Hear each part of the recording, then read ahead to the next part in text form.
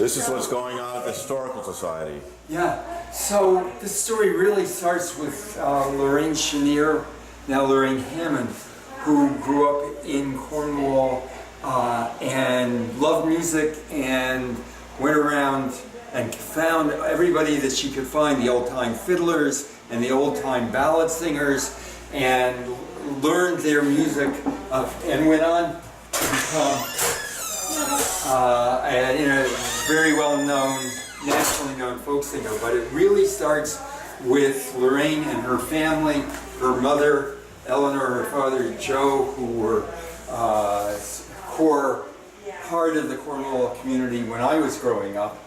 And we have some of the things that were very early. Here's a barn dance in the Hart's barn, and here's the story of him singing in the Scoville farmhouse in the early years of the 20th century, as written down by somebody who was there. And this is informal music making in the Harrison kitchen around 1900. So you can see that there was music running through all aspects of Cornwall life in that time. And this is really the story of Lorraine's family. Her grandfather, who had a farm on Sharon Mountain, and her mother on the farm as a little kid, and her mother would walk down from Sharon Mountain to go to the school in West Cornwall, and the kind of, to us now, primitive, but then maybe very advanced farm equipment that was used. And Lorraine's father was actually an orphanage in New Britain, and moved up into these parts to work for the CCC, the Civilian Conservation Corps, which was a special Depression-era program that put young men to work building trails, and in the 30s, exactly, in the Depression.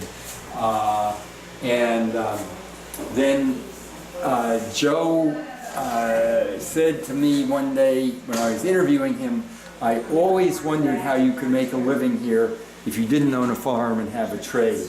And he eventually found work on the town roads and then the state roads. And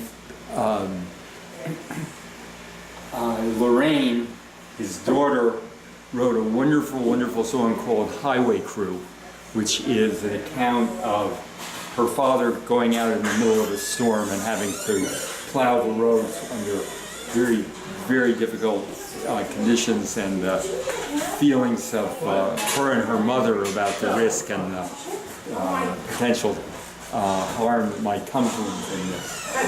So one of the people that Lorraine knew as a musician as a kid was Oscar DeGrenia, who actually worked on the farm with her father and grandfather, and who she heard singing old English and Irish ballads when she was a kid.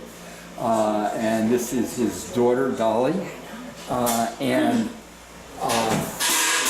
Fortunately, these songs were recorded by a folklorist who came down from New Hampshire and realized that she had hit a treasure trove. And so we have the recordings of about 20 or 30 of his songs, some of which will be playing in the background of this presentation today. Cornwall musicians were not the only musicians who played here. The community was visited by a wide variety of people from elsewhere, and Cornwall always had a strong connection with the Hampton Institute, which was one of the traditionally black colleges, and people from Hampton worked here, and as you can see from this sign, also visited and performed here. One of the amazing things we have in the exhibit are two instruments, homemade instruments made by Tim Prentice. This one is a kind of marimba, and we'll see the other one at the other end of the show. One of the local musicians, singers, and songwriters who just passed in his late 90s was Byron Hall, who lived on Hall Road, was a woodsman all his life, and who made his own recordings of songs that he wrote. And here he is in his late 90s with his wife on their porch in Cornwall.